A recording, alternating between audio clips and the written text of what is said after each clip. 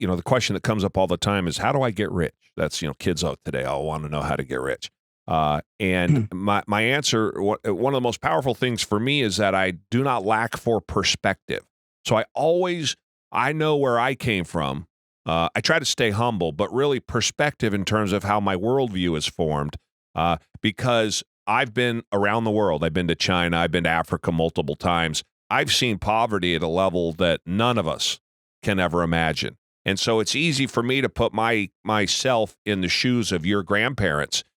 And by that, I mean imagining and understanding how brutally difficult it was for them to get where they are, or to get to where they did.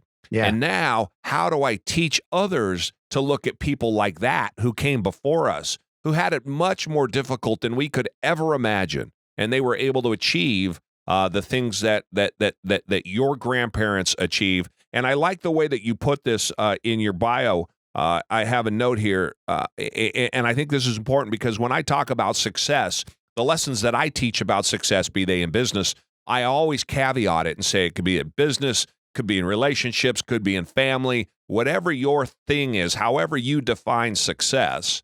I think some of the ways that I approach the world, and certainly advice and the experience that I have, having tried and followed and chased that, isn't necessarily all about how much money you get. And you said you haven't necessarily had big entrepreneurial success in terms of income, but influence and consistency has rewarded you with a great life. I love that, and I think I'm going to steal that, by the way, because I own it now. You gave it to me, so I have it. But I think that's in the spirit of that caveat that I always have to put in there, that it's not always about money. Success is found different ways.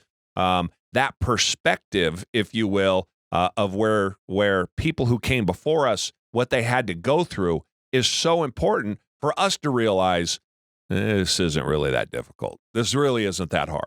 Yeah. You know what I think is, when you say that phrase, the thing that popped into my mind is really the whole idea of happiness, right? Like, people, what's going to make me happy, right? The whole idea, I'm going to be successful because I have $1 million and I have this and I have that, and this makes me happy. Yeah. And we all, the idea that, I think there's a book, actually, I'll tell you, the book is right behind me. I think it's Master of One. I'm just kind of trying to remember what the exact quote was or what the study was, but it's by Jordan Rayner. I got to interview Jordan Rayner. He's a Fortune 5. He's been a CEO of different companies. Now he works in the faith space as well, but he works with entrepreneurs and working with people with business.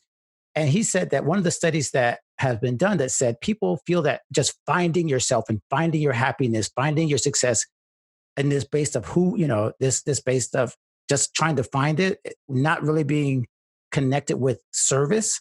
Yeah. People never actually find happiness. We find that people who are just looking for success that way are more depressed. They feel more lost. And you can see this in this generation where we have more access to this information and more access to being successful, the ways to be successful, than ever before. Find your path. Find what makes you happy. You just hear this self-help stuff all the time. And yet people are less happy than they've ever been. And I think the key is, you kind of said it there, where I talked about, my bio was, do I wish I kind of, made some major career. I told my wife, look, this is very transparent. She'll hear this. She knows this. I told my wife when we got married, I'm like, you married the wrong person if you wanted to get rich. Like, I'm a school teacher. I'm a musician.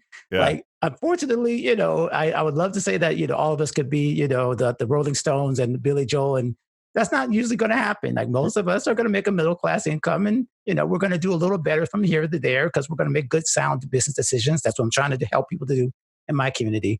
But this was never about money. It was about raising my kids and raising people that, where I have, wonderful experiences to look back on, keeping that legacy alive, and then just being a better person every day, being a better man every day, making up for the mistakes that I've made, and then learning how to be a better person to other people. Those things are, intangibles that, it sounds like a cliche, but every day people are dying with a lot of money and they can't take it with them. Right. It's just a matter of learning that. You said it already, the perspective.